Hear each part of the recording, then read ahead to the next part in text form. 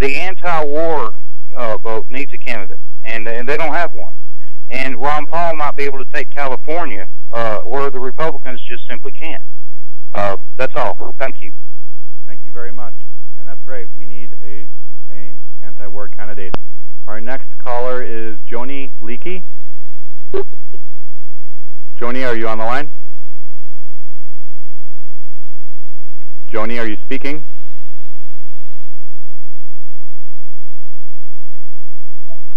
Okay, I'm not hearing you, Joni. I'm giving you one more chance.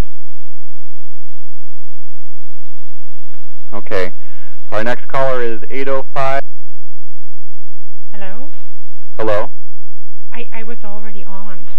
Oh, okay. I'm sorry about that. Let me just clear the queue again. *6 to get in line, and we'll do one more batch here. I have 859 Rahal. Yeah, hi. Are you there? Hi, yes. Yeah, I just want to let everybody know that it's really important to promote people searching out information in their alternate medias.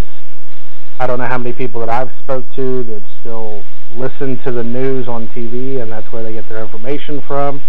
A lot of people think that the Ron Paul movement has died because, but now not even mentioned on TV. But just really promote alternative media and share messages on Facebook, Twitter, YouTube, and this whole movement has been about viral movements, and just really promote that and tell people to explore things on their own terms online and come to their own conclusions, because the messages that we're getting from the media are obviously completely diluted, and it's an agenda. That's all I wanted to say. Agreed. Okay, well, thank you very much. We have another caller from 557. Hi, yeah, this is Nick Stefonte. Can you hear me? Hi, Nick. Hello. Hey, just wanted to let you know I'm a chapter head member of PANDA, which is People Against the NDAA. I just got off the phone with the founder, Dan Johnson, and he said he has Jim Gray's personal number. So if you wanted to get in touch with him, you could do that. That would be great. Can you email it to me? Yes, sir. Thank you very much. Also, you know, when Rand Paul came out and endorsed Mitt Romney, it really changed my view on things.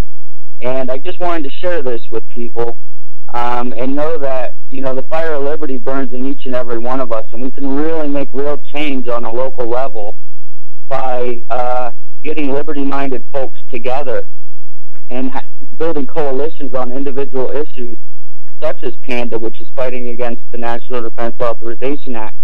And while it would be great to have Ron Paul in there, I love the man for what he's shown me and awakening me too. I also want to let everybody know that it's our turn to pick up this torch of liberty and to run with it. We have all the tools we need. So if this doesn't work out, you know, PANDA, if you're against the NDAA, great site to check out. And yes, I'm hoping I don't get too swamped. I do have to work tomorrow. But yes, I would appreciate that number, so thank you. You got it. Thank you for the call. Thank you. Our next caller is Kinsey Travis. Hello? Hello. Are you Kinsey? Yes, I am. Okay. I'm glad I got a chance tonight.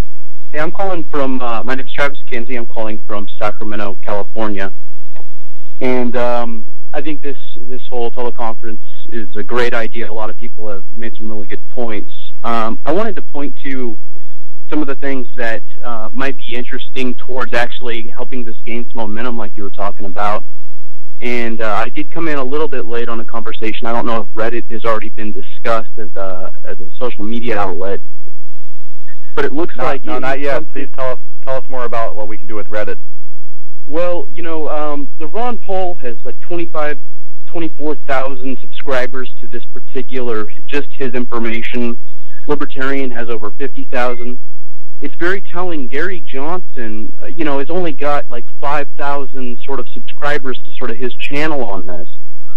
and it's a really large community, and a lot of really good information gets put out there and educates probably a fair number of us. And I think the one thing that might be interesting is if we asked Gary Johnson to do what they call an AMA.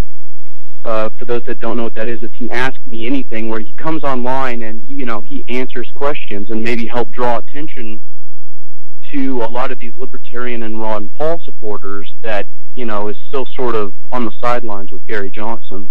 Mm-hmm. I think that's a great idea, and Ron Paul should be invited to do one too. Well, Ron Paul, has been asked, and I think that's one of the things that I'm not sure why it never happened, but Gary Johnson, there's an opportunity here for him to do that. And so it's another great place for everyone who wants to have an easy place to go find a letter to send to Ron Paul.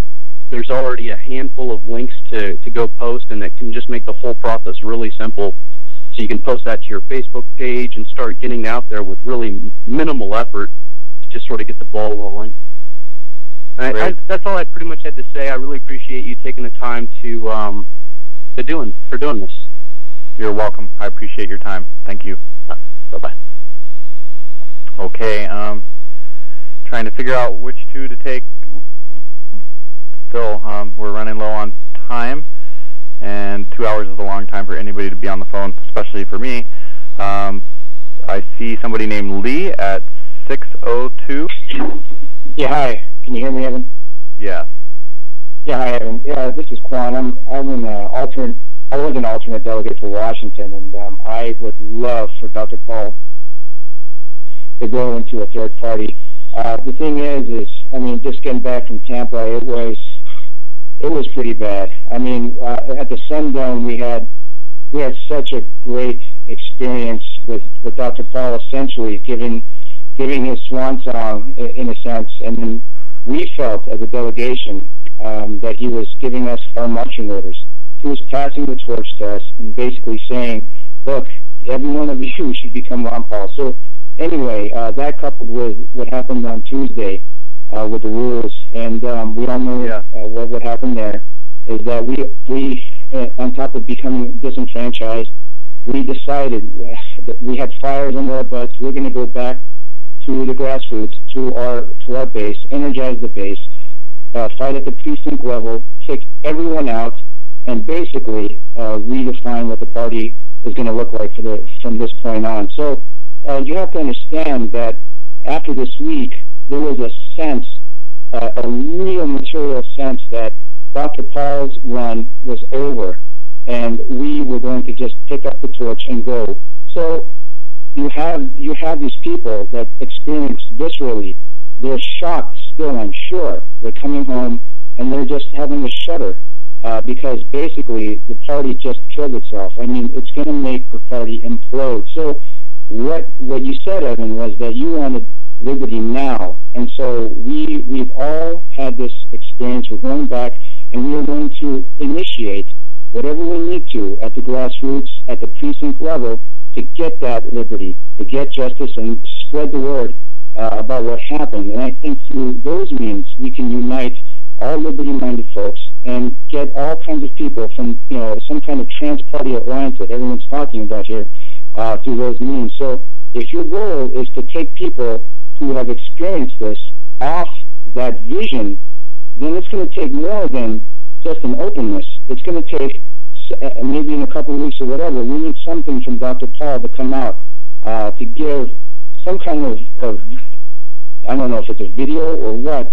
but at this point with 2 months left, we didn't get the media coverage that we wanted to. Even when we protested with walkouts and everything during the convention, we all did a great job. Everyone was well-spoken, and we did it in a peaceable way, but the media really, they didn't go crazy with that.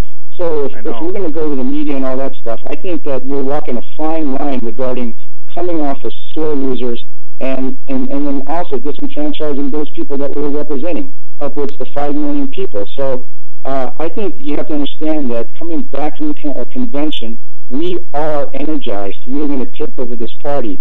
Now, I hope that that Ron Paul is going to release something of substance here regarding a third-party run. He knows that his diehard fans, even though it was hard to see the curtain come down on him, if something comes out from him regarding some kind of announcement, we will back him. But I need to hear something, Evan. I mean, and the other thing was, it's true. If Romney comes after Ron Paul, you know, with all the money in the world to sully his name, that's something that can happen, and that is a real threat. So those things need to be kept in mind. I know Dr. Paul is very concerned about that. He's a class act, and you know, he really just wants people to read between the lines. And basically, it's a done deal, Evan. We are going to take over this party, and you know, it's bonus if he runs third party. But it looks like at this point, as a delegation, we need to see something real from him. I'm sorry to take up this time. I appreciate your effort, and I appreciate your call. I'll take my answers offline. Thank you. Okay. Well, I really appreciate your comments, and I think we all want to thank you and every other delegate once again for going there, and having been there in 2008. It is a very lonely place to be at a Republican National Convention when you're silenced, when everybody you're representing is silenced because you're silenced, and there's no room to talk, and the microphones are controlled, and there's security ready to grab your signs. And I just really appreciate that you came out of that with a positive attitude. I know our delegates did too, and we are charged up. We are going to continue with this momentum with the Republican Party. And so Dr. Paul doesn't have to be concerned about us giving that up, even if he runs third party. But what he can do is to spread this message of liberty further. Well, there's more people listening. Even if he doesn't get the same media coverage and doesn't have the same money, it will still touch millions and millions of people and open more minds. So thank you for that. And I'm going to take one more call. And let me just, I'm going to clear the queue, and the first one who hits *6 gets to go. And that would be our last caller. And I have a 505. Hello, Evan. This is Leanne Grace. I'm a registered Republican from Pennsylvania, and I used to live in New Mexico when Governor Gary Johnson was governor. And I'm also a vet.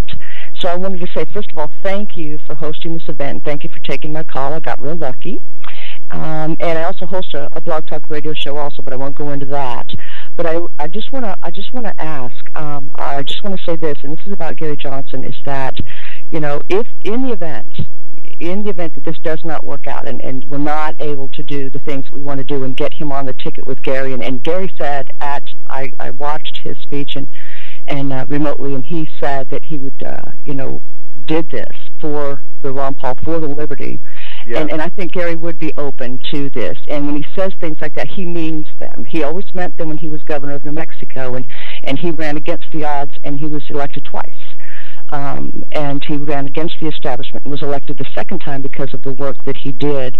So I just wanted to say that on behalf of Gary Johnson. And I'm going to stay registered Republican, but I am going to vote for Gary Johnson because I cannot vote for evil. I'm a reverend, so I just won't. Yeah. I cannot either. Yeah, so what I wanted to say too, Evan, is I'm going to contact you on the Facebook page and exchange some information, because I wanted to ask permission if I could air this on my blog talk radio program. It's called Holistic Truth. For those of you who are wanting to know, it's Holistic Truth. And we've been doing a Ron Paul and political stuff with this for a little while. It's not the meat of it, but I wanted to ask permission to air this, not with the other people because they haven't given this express permission, but with the information that you put forward. Yes, you're welcome to. It's 2 hours long, and you're welcome to. This is a recorded call too, so there'll be a link so people can play this call back. And, you know, okay. I am not meaning to be an organizer nationally. I have a job, and I really have to work, and I've given everything I can this year, and I'm going to keep giving everything I can. So I wanted to pull people together to get this message to Dr. Paul and persuade him, and if that doesn't work, then yes, I'm going to vote Libertarian myself, because it's the only other option that has any chance. And Gary's a good guy. There's no failing by voting for liberty. That's right. The message. And we talk about that a lot. So I want to thank you for taking my call, and I want to thank you for going through it. We went through all the delegates. My heart was breaking, and I was crying when I was watching it remotely, and I just couldn't believe what I saw, that there were no rules. It was a hostile takeover of the party, and that cannot be allowed. it really hurts. It really hurts to witness